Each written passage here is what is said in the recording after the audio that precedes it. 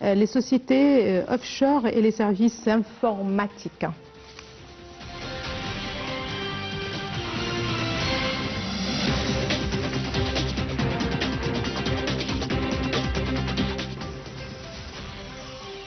Eh bien, pour plus de précisions sur ce dossier, nous avons le plaisir d'avoir avec nous en ligne, en direct, M. Hazem Assam, qui est un expert en économie.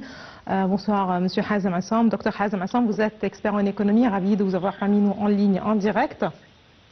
Oui, merci beaucoup pour votre invitation.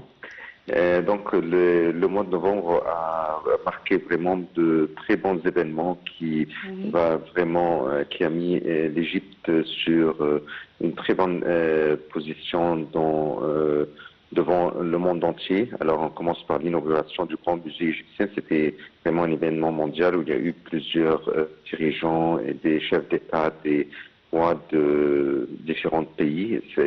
Ça donc, on a vu après donc comment le tourisme le nombre de touristes a bien augmenté. On a connu aussi la signature, bien sûr, de offshore avec Dr Mustafa El-Bouli, ce qui, par exemple, prouve que l'Égypte offre d'excellentes opportunités aux compagnies étrangères de venir investir en Égypte. On a une bonne plateforme. Oui, justement, c'est le ministre des Télécommunications, Amr Talla, qui vient de parler justement des atouts de l'Égypte.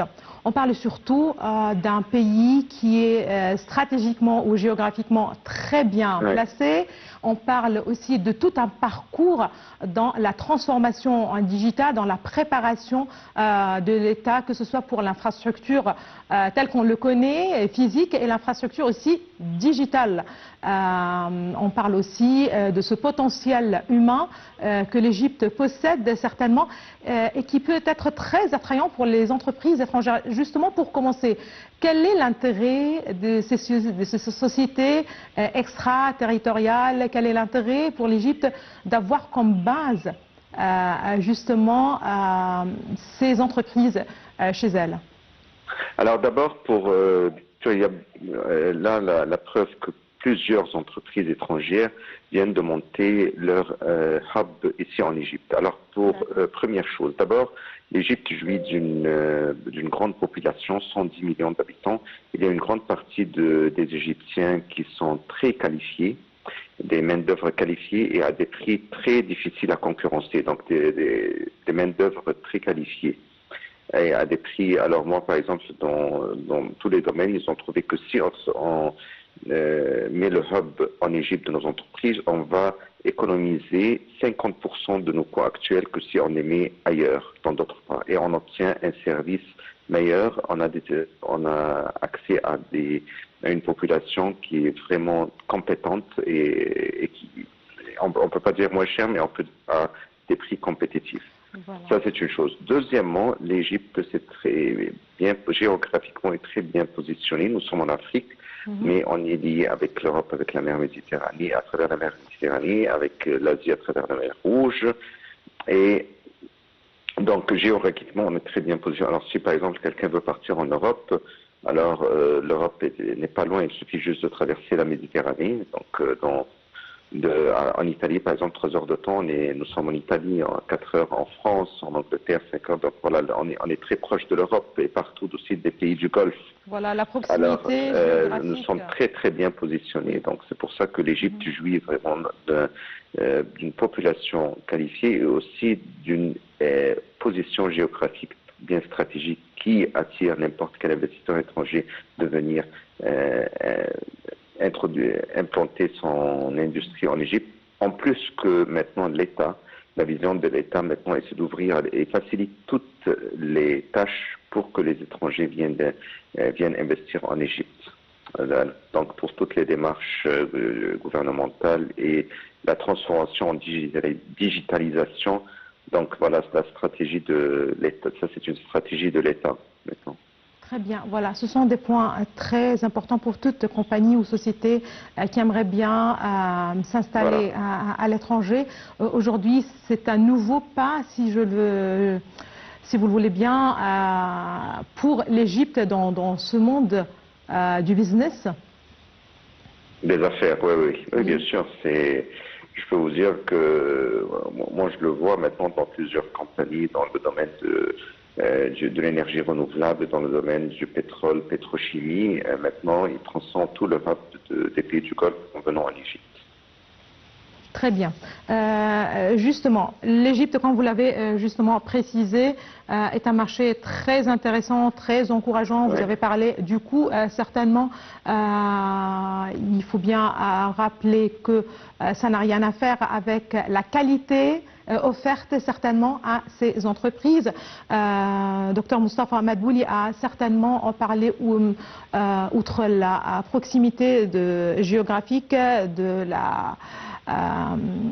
l'État en tant que pays très bien prêt pour accueillir justement les sociétés étrangères, que ce soit, comme je viens aussi de le préciser, d'un point de vue infrastructure, d'un point de vue transformation digitale. J'aimerais bien revenir à un point assez intéressant qui a été aussi bien rappelé par le Premier ministre que le ministre des Communications quand il a parlé d'un potentiel humain. On parle de 60% de la population égyptienne qui est jeune.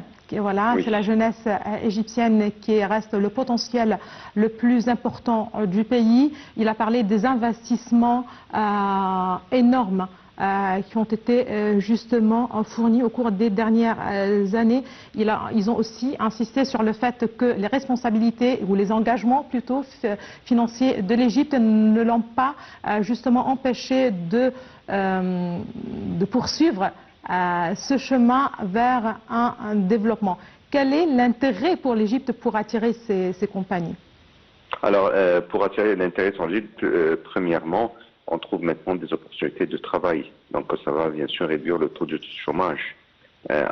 Et ça, c'est d'un part. Donc, il y aura bien sûr des opportunités de travail pour toutes les jeunes, pour tous les Égyptiens diplômés et qui sont bien formés. Deuxièmement, on leur donne aussi accès à une culture, d'avoir une culture internationale, d'avoir une excellente formation qui vont mettre leurs connaissances à la pointe et collaborer avec la pointe de la technologie. Et qui sont bilingues ou multilingues. On a bien aussi précisé ceci. Voilà ce qui reste aussi un point très intéressant pour tout. Oui. Voilà, pour tout. Soit des trilingues ou trilingues, mais aussi il y a des compétences. Alors les Égyptiens, ils sont bien sûr compétents, bien formés, bien éduqués. Ils ont un excellent niveau d'éducation qui leur permet maintenant de collaborer avec ces compagnies-là. Et la preuve, on a beaucoup d'Égyptiens qui travaillent maintenant à l'étranger, dans les pays du Golfe, qui demandent seulement que des Égyptiens qui viennent.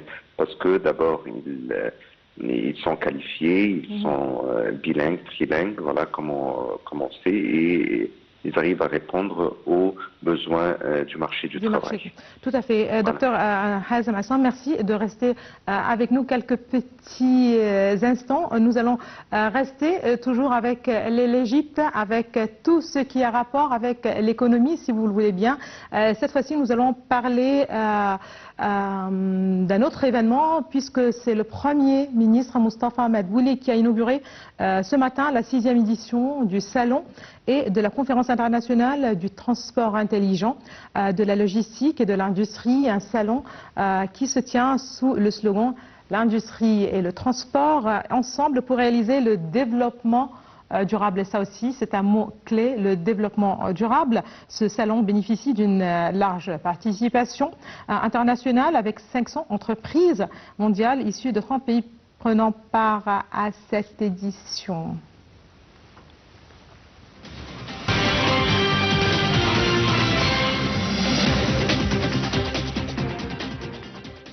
Dr Hazem Hassan, justement cette fois-ci nous allons parler du transport.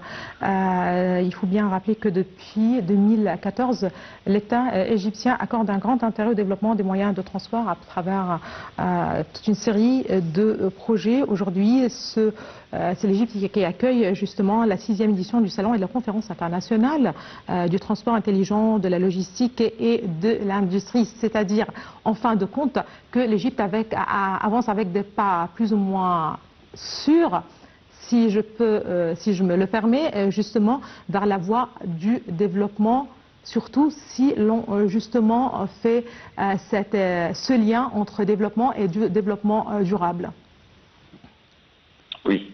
Alors, bien sûr, pour le transport, alors, comme c'était la vision stratégique de l'Égypte depuis 2014, quand M. Abdel Fattah al-Sisi est arrivé au pouvoir, alors là, bien sûr, son idée vraiment était de connecter l'Égypte par des moyens de transport qui sont très avancés, bien à jour pour le confort du citoyen égyptien, qui facilite vraiment la tâche pour qu'il puisse, et aussi non seulement le citoyen égyptien, mais aussi pour les investisseurs étrangers qui viennent ici. Alors n'importe quel investisseur étranger qui va monter son affaire en Égypte, la première chose qu'il demande, comment c'est acheminé, est-ce que c'est accessible, combien il met de temps pour y arriver à son lieu de travail.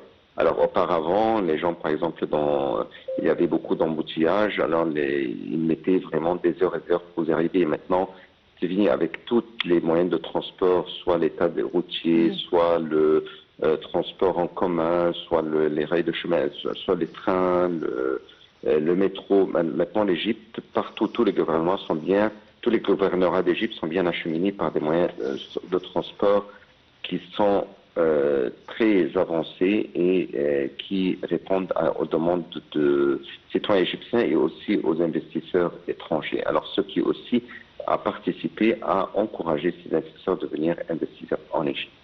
Très bien, tout un réseau, justement de transport qui a été développé au cours des dernières années. Et pour ce salon en particulier, c'est très intéressant de rappeler encore une fois qu'il s'agit d'une importante participation internationale de compagnies ou d'entreprises à l'international. On parle de 500 entreprises mondiales issues de 30 pays et qui ont pris part justement à cette édition. Je vous remercie infiniment, monsieur ou docteur Hazem Hassan, vous êtes un expert en économie.